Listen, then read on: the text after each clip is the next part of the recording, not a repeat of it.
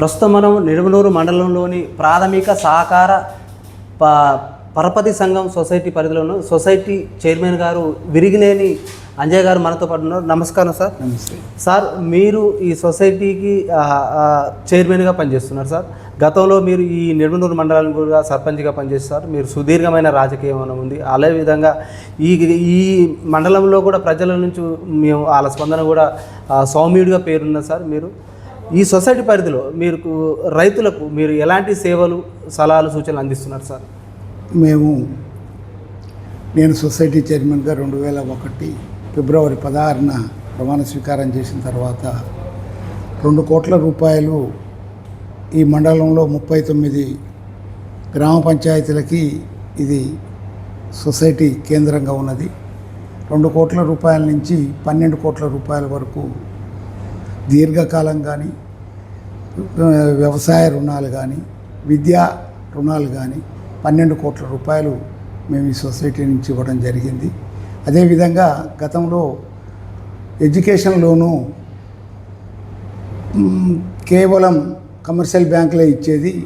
కానీ కమర్షియల్ బ్యాంకులు కాకుండా మనం రైతుల పిల్లలు కూడా పై చదువులు చదివించడానికి లోన్ ఇవ్వాలనే ఆలోచనతో 5 ఎకరాలకి 25 లక్షల రూపాయలు రుణం ఇచ్చి ఇతర దేశాలకి పై చదువులకు పంపేవాళ్ళం. అది ఒక కేవలం కోఆపరేటివ్ బ్యాంక్ మాత్రమే ఈ అగ్రికల్చర్ ల్యాండ్స్ పెట్టుకొని రుణాలు ఇవ్వడం జరుగుతుంది. 5 ఎకరాలు కూడా కాకుండా 3 ఎకరాలు ఇచ్చే 3 ఎకరాలకే 15 లక్షలు ఉన్నా కూడా వాళ్ళకి తక్కువ కొంత వాళ్ళు పెట్టుకున్నా వాళ్ళకి భూమి లేకపోయినా 15 లక్షల రూపాయలు 3 ఎకరాలకు ఇచ్చి పై చదువులకు పంపించడం జరిగింది. ఈ యొక్క కోఆపరేటివ్ వ్యవస్థలో నల్గొండ జిల్లా వ్యవస్థలో 900 కోట్లు ఉన్నది. ఇవాళ 2700 కోట్ల రూపాయల రుణాలు ఇచ్చి రైతుల్ని నేను జిల్లా డైరెక్టర్ అయిన తర్వాత మా యొక్క డైరెక్టర్లందరూ మా చైర్మన్ సహకారంతో 2700 కోట్ల రూపాయల రుణాలు ఇస్తూ కోఆపరేటివ్ వ్యవస్థని పటిష్టం చేసినామని తెలియజేస్తున్నాను. సార్, మీరు ఈ సొసైటీ పరిధిలో కొనుగోలు కేంద్రాలు ఓపెన్ చేశారు సార్. ఆ కొనుగోలు కేంద్రాల్లో కనీస సౌకర్యాలు ఎలా ఏర్పాటు చేశారు?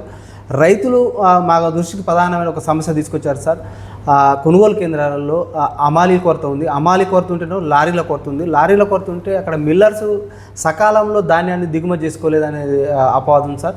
ఈ సమస్యను మీ దృష్టికి వచ్చిందా? వస్తే అది అధికారుల దృష్టికి, ప్రభుత్వం దృష్టికి తీసుకుపోయారా? ఆ సమస్యను ఎట్లా పరిష్కరించారు సార్?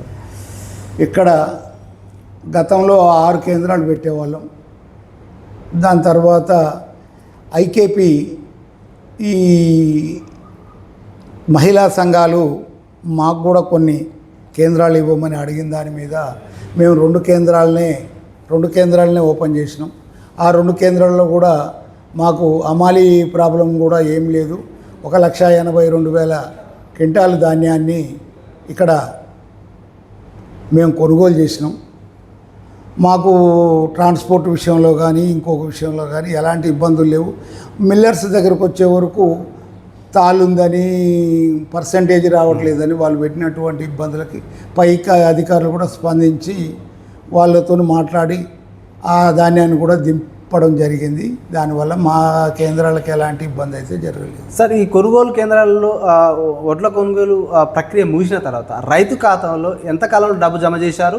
అలాగే సన్న వడ్లకు బోనస్ గవర్నమెంట్ నుంచి వచ్చే 500 బోనస్ అందుతుందా సార్? మేము 3 రోజుల్లో రైతు ఖాతాలో డబ్బు జమ చేయించినాం. గత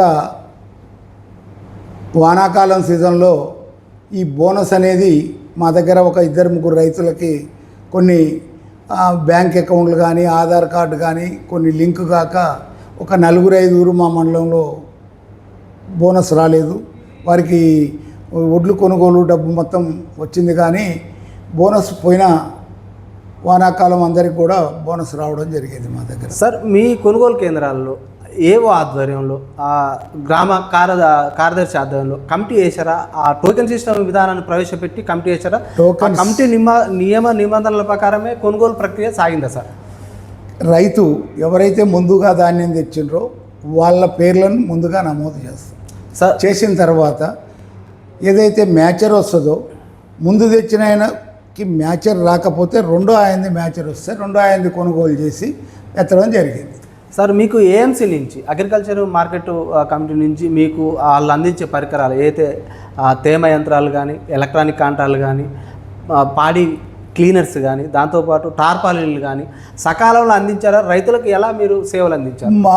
మా దగ్గర ఉన్నటువంటి మార్కెట్ కమిటీ సెక్రటరీ కానీ చైర్మన్ కానీ మాకు కావాల్సినటువంటి మొత్తం వాళ్ళు ప్యాడీ క్లీనర్లు కానీ టార్పాలిన్లు కానీ వాళ్ళు మాకు మంచిగానే సరఫరా చేసిండ్రు.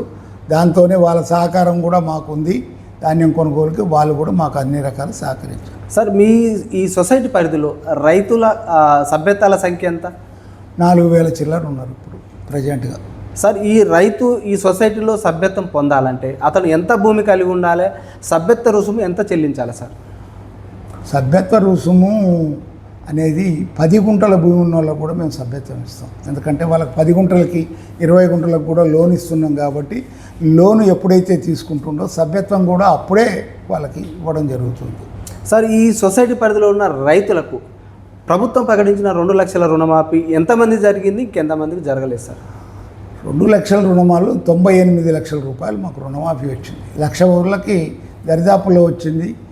ఈ మా దగ్గర మేము ఇచ్చేది కూడా లిమిట్ 1,00,000 ఉన్నది మొన్నటి వరకు. ఇప్పుడు 1,50,000 అయింది. మా దగ్గర 1,00,000 రూపాయల లోను దరిదాపుల్లో అయిపోయింది. 2 లక్షలు మేము రుణం ఇవ్వలేదు. దాని గురించి కూడా మాకేం రాలేదు. మేము 1,00,000 రూపాయల వరకు రుణమాఫీ జరిగింది మా దగ్గర. మేము ఇంకా అంటే మీ సొసైటీ పరిధిలో ఉన్న రైతులకు రుణమాఫీ కాని రైతులు ఏమైనా ఉంటే మీ పాలక మండలిలో చర్చించి అధికారుల దృష్టికి ప్రభుత్వం దృష్టి తీసుకుపోయారా సార్? తీసుకుపోయినాం. కొన్ని ఉంటే కూడా మొన్న లాస్ట్లో కూడా రుణమాఫీ వచ్చింది మా దగ్గర. వాళ్ళకి తిరిగి మళ్ళీ రుణాలు కూడా ఇవ్వడం జరిగింది. మేము రైతుల రుణమాఫీ 2 లక్షలది మాత్రం ఆగిపోయింది. అది వస్తుందని 1,50,000 మా దగ్గర 1,50,000 రుణము ఈ సంవత్సరమే మేము దాన్ని టార్గెట్ చేసి 1,50,000 ఇచ్చినాం. అంతకుముందు మేము 3 ఎకరాలు ఉన్న 1,00,000, 4 ఎకరాలు ఉన్న 1,00,000, 5 ఎకరాలు ఉన్నా కూడా మేము ఇచ్చేది మాకు 1,00,000 రూపాయల వరకే ఉన్నది. ఆ 1,00,000 రూపాయలు మేము ఇచ్చినాం. ఆ దరిదాపుల్లో 80% రుణమాఫీ వచ్చింది. సార్ ఈ సొసైటీ పరిధిలో ప్రధానమైన పంట ఏం వేస్తారు రైతులు? ఎక్కువ ప్యాడీ వేస్తారు సార్. ఈ ప్యాడీ వేస్తారు అంటున్నారు. మరి ఈ సొసైటీ పరిధిలో పండించిన రైతు ధాన్యం వాళ్ళు నిల్వ చేసుకోవడానికి ఏమైనా గోడౌన్స్ నిర్మాణం చేపట్టారా? నిర్మాణం చేపడితే అవి ఎంత కెపాసిటీ మేరకు పనిచేస్తున్నాయి గోడౌన్లు? గోడౌన్లు నిర్మించడానికి రైతు ఎవరు కూడా ముందుకొచ్చి మేము స్టాక్ చేసుకోవడానికి మాకు గోడౌన్లు కావాలనే ఆలోచన లేరు. ఈ మార్కెట్ కమిటీలో కొన్ని గోడౌన్లు ఉన్నాయి, అందులో నింపుకుంటుండ్రు. ఈరోజు రైతు పొలంలో క్రాప్ కట్ చేసి ఎమ్మటే మిల్లుకు దోలే పరిస్థితి ఉంది. మిల్లర్ కూడా పొలం కాడికి పోయి మేము ఈ ధాన్యం కొంటామని చెప్పి కొనుక్కుంటుండ్రు. అట్లాంటప్పుడు స్టాక్ చేయడానికి ఎవరు కూడా ముందుకు రావట్లేదు. ఎవరన్నా ఉంటే ఆరబోసుకొని మ్యాచర్ వచ్చిన తర్వాత ఐకేపీకి కానీ పీపీసీ సెంటర్లకు కానీ ఇస్తుంది.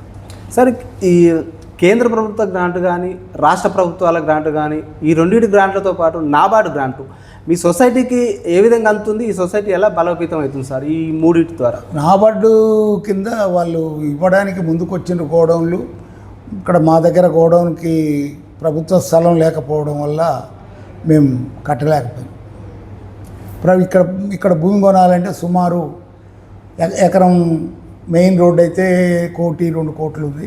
అదే లోపలికైతే 50 లక్షలు 60 లక్షలు అంత మేము కొనుగోలు చేసి ఇచ్చే పరిస్థితులు లేకనే మేము ఆ లోన్ కూడా నాబార్డు శాంక్షన్ అయినా కూడా నిర్మించలేకపోయాం. సార్ ఈ సొసైటీ పరిధిలో ఉన్న రైతులకు ఖరీఫ్ సీజన్లో కానీ రబీ సీజన్లో కానీ రుణాలు కానీ ఎరువులు కానీ సబ్సిడీ విత్తనాలు కానీ ఏమేమి అందిస్తున్నారో రైతులకు ఎలాంటి మీ సేవలు ఈ సొసైటీ నుంచి రైతులకు అందుతున్నాయి సార్? మేము మా సొసైటీ నుంచి ఈ సంవత్సరమే ప్యాడీ విత్తనాలు, జీలుగు, జనుము ఈ మధ్యకాలంలో వచ్చింది. జీలుగు ఆల్రెడీ తెచ్చినాం, రైతులు అందరూ తీసుకెళ్ళిండ్రు. ప్యాడీ విత్తనాలు కూడా మా దగ్గర స్టాక్ ఉన్నాయి. యూరియా కూడా ప్రజెంట్గా స్టాకే ఉంది. మాకు యూరియా సఫిషియెంట్గా వస్తుంది. ఎందుకంటే మాకు 500 మెట్రిక్ టన్నుల గోడౌన్ ఉంది కాబట్టి మేము ఎప్పుడు కూడా 5 లారీలు 10 లారీలు తీసుకొచ్చి స్టాక్ పెడతాం. ప్రతి రైతుకు కూడా అందుబాటులో. సార్ ఈ స్వల్పకాలిక రుణాల విషయంలో కానీ దీర్ఘకాలిక రుణాలు ఇచ్చడంలో కానీ మీ సొసైటీ పరిధిలో ఉన్న రైతులకు పాడి పరిశ్రమ కొంచెం తగ్గిపోతున్నది, పశుపోషణ కూడా తగ్గిపోతున్నది. వాళ్లకు యువ రైతులను వ్యవసాయం వైపు పాడి పరిశ్రమ వైపు మళ్ళడానికి మీరు దీర్ఘకాలిక ఎల్టీ లోన్లు ఏమైనా అందిస్తున్నారా? వాళ్ళ ప్రోత్సాహకాలు రైతులకు అందిస్తున్నారు? రైతులు ఎవరైతే మేము పాడి పరిశ్రమ గురించి గేదెల లోన్ కావాలంటే వాళ్ళకి ఇమ్మీడియట్లీ మేము 20 లక్షల వరకు గేదెల లోన్ ఇస్తున్నాం. సబ్సిడీ కూడా ఉంది దానికి 35%. సీప్ లోను అది ఉంది, దానికి సబ్సిడీ ఉంది. మా దగ్గర రైతులు వాళ్ళకి కావాల్సినవి అన్నీ కూడా మా కోఆపరేటివ్ వ్యవస్థ నుంచి రైతులు అన్నీ సకాలంగానే పొందుతున్నారు. సార్ రైతులు ఒకే పంట వేయడం ద్వారా భూసారం తగ్గిపోతుంది సార్. భూసారం తగ్గడం వల్ల దాంతోపాటు విపరీతమైన పెస్టిసైడ్ వాడుతున్నారు సార్. ఆ పెస్టిసైడ్ వాడిన ధాన్యం ప్రజలు తీసుకున్నట్టే విపరీతమైన రోగాలు వస్తున్నాయి. పెస్టిసైడ్ తగ్గించడానికి, కృత్రిమ ఎరువుల ఎక్కువ వాడకం పెంపొందించడానికి మీరు జనరల్ బాడీ విషయంలో కానీ ఎంసీబీటీ మీటింగ్లలో రైతులకు ఎలాంటి చైతన్యం తీసుకొస్తారు సార్? రైతులకు మేము మొదటి నుంచి కూడా చెప్పేది ఏంటంటే పచ్చి రొట్టె వేయండి, దాంతో మనం వేసేటువంటి ఫెర్టిలైజర్ కానీ పెస్టిసైడ్స్ కానీ తగ్గించుకోవచ్చని చెప్తే కొంతమంది రైతులు అవగాహన ఉన్నోళ్ళు పచ్చి రొట్టె వేసి తొక్కిచ్చేసి నాటేసి వాళ్ళు తక్కువ మోతాదుల్లో ఫెర్టిలైజర్ పెస్టిసైడ్స్ వాడుతూ పంటలు పండిస్తున్నారు. కొంతమంది ఏమో ఇక అది చేయలేక ఫెర్టిలైజర్ పెస్టిసైడ్స్ వాడుతారు. సార్ ఈ రైతులు పంట కోత దశ అయిపోయిన తర్వాత కొయ్యకాలకు నిప్పు పెట్టడం జరుగుతుంది సార్. అది చాలా పొరపాటు. ఎందుకంటే నిప్పు పెట్టడం సార్, నిప్పు పెట్టడం ద్వారా అక్కడ భూసారం తగ్గిపోవడం పాటు అక్కడ వాయు కాలుష్యం పెరుగుతుంది. ఏదైతే ఆ మొక్కకు మేలు చేసే ఆ క్రిమికీటకాలు, పైరుకు మేలు చేసే క్రిమికీటకాలు నశించిపోతున్నాయి. దీని ద్వారా రైతు చాలా ఆర్థికంగా నష్టపోతుంటారు. వీటిని రూపుమాపడానికి మీరు ఎలాంటి చైతన్యం రైతుల్లో తీసుకొస్తున్నారు? ఇప్పుడు రైతు సదస్సులు పెడుతుండ్రు, రైతు అవగాహన సదస్సులు పెడుతుండ్రు. శాస్త్రవేత్తలు ఏం చెప్తారంటే కొయ్యకాలని నిప్పు పెట్టొద్దు, దాన్ని మురగబెట్టి మనం పంటలో భూమిలో తొక్కిచ్చేస్తే అది కూడా సారవంతంగా వస్తుందని చెప్పినా కూడా కొంతమంది రైతులు ఇది దున్నాలా, 2 సార్లు దున్నాలా, 3 సార్లు దున్నాలని పెడుతుండ్రు. సరే, వాళ్ళకు కూడా అవగాహన కల్పిస్తుండ్రు శాస్త్రవేత్తలు. ఈ మధ్యకాలంలోనే మా దగ్గర ప్రొఫెసర్స్ వచ్చిండ్రు. మన తెలంగాణ యూనివర్సిటీ నుంచి ప్రొఫెసర్ అగ్రికల్చర్ వాళ్ళు వచ్చి, professor Kodandaram agriculture Jayashankar university నుంచి వచ్చినటువంటి ప్రొఫెసర్స్ అందరూ కూడా ఈ కొయ్యకాళ్ళని తగలబెట్టొద్దు, మీరు పంట మార్పిడి చేయండి, మీరు జీలుగు కానీ జనుము కానీ వేసేసి పచ్చి రొట్టెతోనే వ్యవసాయం చేస్తే బాగుంటుందనే రకంగా వాళ్ళు అవగాహన కల్పిస్తున్నారు. చైతన్యం వస్తుంది అనుకుంటున్నాం కొద్ది రోజుల్లో. సార్ రైతులు మా ప్రధానమైన ఒక సమస్య తీసుకొచ్చి సార్ అంటే పనికార పథకాన్ని వ్యవసాయానికి అనుసంధానం చేయాలంటే మంచిగానే ఉంటుంది. ఎందుకంటే ఇప్పుడు ఒక కాలువలు మాత్రమే తీస్తుండ్రు, అది కూడా రైతుకి అవసరం వచ్చే ప్రతిదీ కూడా పనికాహార పథకాన్ని ఉపయోగించుకుంటే మంచిగానే ఉంటుందని నా యొక్క ఆలోచన. సార్ గతంలో కేంద్ర ప్రభుత్వం 2020లో అన్ని రాష్ట్రాలకు లేఖలు రాసింది సార్. అంటే ప్రతి సహకార సొసైటీని బలోపేతం చేయాలి, ప్రతి రెవెన్యూ విలేజ్కి విస్తరించాలి సొసైటీ అని. అప్పట్లో చాలా వరకు రాష్ట్రాలు గత ప్రభుత్వంలో స్పందించి ఆ లేఖకు సంబంధించి FPOలుగా ఆవిర్భావం జరిగింది సార్. ఇప్పుడున్న ప్రభుత్వం ఏమైనా FPOలో ఏమైనా విస్తరణ జరుగుతుందా మన సొసైటీ పరిధిలో? ఇప్పుడు సొసైటీలు గతంలో 4-5 సొసైటీలని మిడ్జి చేసి ఒక సొసైటీ కేంద్రంలోనే పెట్టి 1-2 సొసైటీలతోనే పరిపాలన కొనసాగించారు. అప్పుడు ఇక్కడ ఉన్నటువంటి స్టాఫ్కి కానీ వసూలు చేయడానికి కానీ అన్నిటికీ అనుకూలంగా ఉంది. ఇప్పుడు ఇదే సొసైటీని 4 సొసైటీలుగా చేస్తుండ్రు. చేసినప్పుడు కొన్ని ఇబ్బందులు కూడా ఎదురవుతాయి. అప్పుడు నష్టాలలో కూడా జరిగినాయి. సొసైటీలు జీతాలు ఇవ్వలేక 2 నెలలు, 3 నెలలు, 6 నెలలు కూడా జీతాలు ఇవ్వలేని సందర్భం ఉన్నాయి. ఇప్పుడు మండల కేంద్రంలో ఒకే సొసైటీ ఉంచి ఇక్కడ ధాన్యం కొనుగోలు కానీ ఇంకొకటి కానీ చేసి కొన్ని సొసైటీలు బాగా డెవలప్ అయినాయి. ఈ మళ్ళా విడగొడితే నష్టం జరుగుద్ది, పరిపాలన సులభంగా కూడా ఉంటుంది. దాన్ని మనము నియంత్రించే పరిస్థితి కాదు. మమ్మల్ని కూడా కలెక్టర్ గారు అడిగిండు, మేము కూడా ఒక 4 సొసైటీలకు పేర్లు ఇచ్చినాం, అవి కూడా బైఫర్కేషన్ అయిపోతున్నాయి. సార్ ఇటీవల కేంద్ర ప్రభుత్వము సహకార FPOలు ఫార్మర్ ప్రొడ్యూసర్ ఆర్గనైజేషన్ 311 ప్రకటించింది ఈ తెలంగాణ రాష్ట్రంలో. వాటి ద్వారా సొసైటీలను బలోపేతం చేయాలి, ఆర్థికంగా ముందుకు తీసుకుపోవాలనే ఉద్దేశంతో వాటికి సొసైటీలో 15 నుంచి 20 లక్షలు విడతల వరకు ఇస్తూ ఉంటున్నారు. ప్రైవేట్ భాగస్వామ్యం కల్పిస్తున్నారు. దీనివల్ల సొసైటీలు బలోపేతం అయ్యే అవకాశం ఉందంటారా? ప్రైవేట్ వాళ్ళకి భాగస్వామ్యం చేస్తే ఇది కాదు. ఎందుకంటే 15 లక్షలు ఇచ్చి సొసైటీని ఏదో చేస్తున్నారు. ఇప్పుడు వాళ్ళకు కూడా సొసైటీలు చేసినాక ఈ ఐకేపీ కేంద్రాలు వాళ్ళు కూడా సమభావన సంఘం వాళ్ళు కూడా గట్టిగా స్థిరపడడానికి ఈ ధాన్యం కొనుగోలు కేంద్రాలు వాళ్ళకు కూడా ఇస్తుండ్రు. మరి రేపు ఈ సొసైటీకి విడిపోయిన తర్వాత కేవలం ఫెర్టిలైజరు అంటే యూరియా మీద ఒక 4 రూపాయలు మాత్రమే మిగులుద్ది. అది ఇచ్చి ఆ సొసైటీని నిలబెట్టాలంటే చాలా కష్టం. వాళ్ళకు కూడా వనరులు ఇచ్చి వాళ్ళకి సరిపోయిన ఆర్థిక పుష్టి సమకూర్చిన తర్వాత బైపర్కేషన్ చేస్తే బాగుంటుంది.